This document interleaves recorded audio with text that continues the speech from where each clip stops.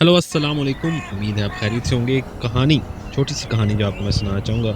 ये कहानी American motivational speaker Zig Ziglar अपने अक्सर सेमिनार में सुनाया करते थे। तो ये कहानी वहाँ से ली गई है। तो उम्मीद आपको पसंद आएगी। कहा जाता है कि एक आदमी था जो एक पेट लवर था, डॉग लवर था, जानवरों से बहुत प्यार करता था। And he was very fit man, और उसकी रूटीन थी कि सुबह सबसे पहले वो उठ के जॉगिंग के लिए जाता था। अब बीच के पास एक बहुत अच्छा जॉगिंग ट्रैक था जहाँ पे वो जॉगिंग करता था। तो एक सुबह वो जब जॉगिंग कर रहा था, उसे दूर से एक कुत्ते के रोने की आवाज़ सुनाई दी।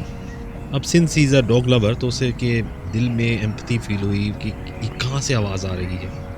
अब उसे सडनली फील हुआ कि डॉग कहाँ पे है, मुझे जाना है, मुझे देखना है इसे, इसकी हेल्प करनी चाहिए। अब वो जिस डायरेक्शन से आवाज़ आ रही थी रोने की, अब उस डायरेक्शन में आहिस्ता आहिस्ता उस तरफ चलने लगा। अब जैसे ही आगे पहुंचा, उसने देखा सामने एक हट है बीच पे।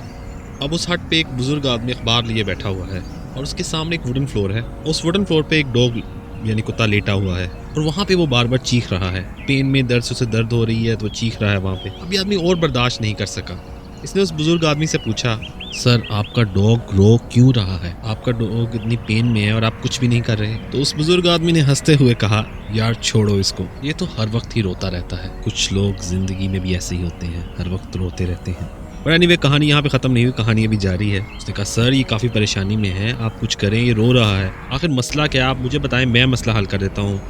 अब उस बूढ़े आदमी ने कहा, परेशानी कोई नहीं है। उसने कहा, बेटा जहाँ ये लेटा हुआ है ना, वुडन फ्लोरिंग के ऊपर लेटा हुआ है, वहाँ वुडन फ्लोरिंग पे एक कील है जो इसे बार बार खुद रहा है, यानी वो उसके ऊपर लेटा हुआ है। वुडन फ्लोर पे ऊपर कील है और ये उसके ऊपर लेटा हुआ है। Is lying on a nail, नीचे एक कील है जो उसके पेट पे खुद रहा है। उस आदमी ने हैरान होकर, परेशान होकर इस आदमी से पूछा कि सर अगर ये डॉग कील के ऊपर लेटा हुआ है तो ये उठता क्यों नहीं है? उस आदमी ने इस बंदे की आंखों में आंखें डालकर ये जवाब दिया कि बेटा अभी इसको उतना दर्द नहीं हो रहा। Right now it is not hurting him bad enough. जब इसको दर्द इतना होगा, इससे बर्दाश्त नहीं होगा, ये खुद ब खुद उठ जाएगा और इसकी चिल्लाने की आवाज़ भी बंद हो जाएगी।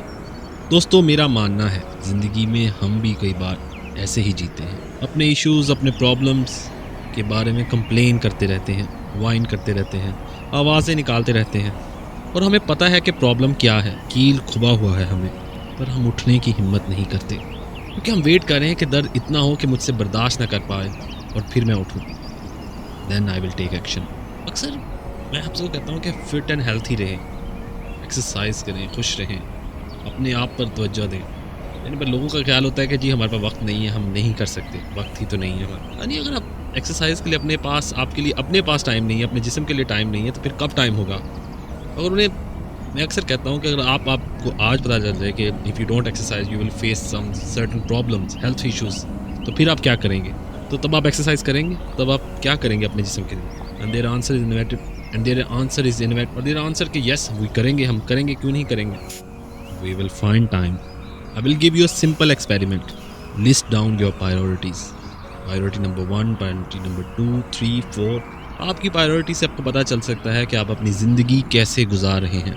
जिस शख्स की नंबर 1 प्रायोरिटी हेल्थ होगी और नंबर 2 प्रायोरिटी फैमिली होगी या लर्निंग एंड डेवलपमेंट होगी, दोस्तों वो ये काम करने का वक्त निकाल लेगा, और बाकी सब उस कुत्ते की तरह आवाज़ें निकालते चिल्लाते रहेंगे कि हमारे साथ ये हो गया, because they learn to play the victim. दोस्तों अगर आप एक गिफ्ट अपने आप को दे सकते हैं, take responsibility of your life. अपनी ज़िंदगी की 100% जिम्मेदारी आप खुद लें। अब एक डॉक्टर से बात हुई, तो डॉक्टर साहब का कहना था कि ज़्यादातर लोग जो उनके पास कभी आते हैं तो अपने मसाइल की वजह वो दूसरों को कहते हैं कि ये मेरी मदर की वजह से हुआ, मेरे फादर की वजह से हुआ, मेरे कज़न ने कर दिया, ये मेरा मसला नहीं है, ये मेरी वजह से नहीं हुआ, उन लोगों की वजह से मुझे मसाइल से फेस करना पड़ रहे हैं। Blame blame blame game. You cannot change your life until you're blaming someone else. Every failure is acceptable.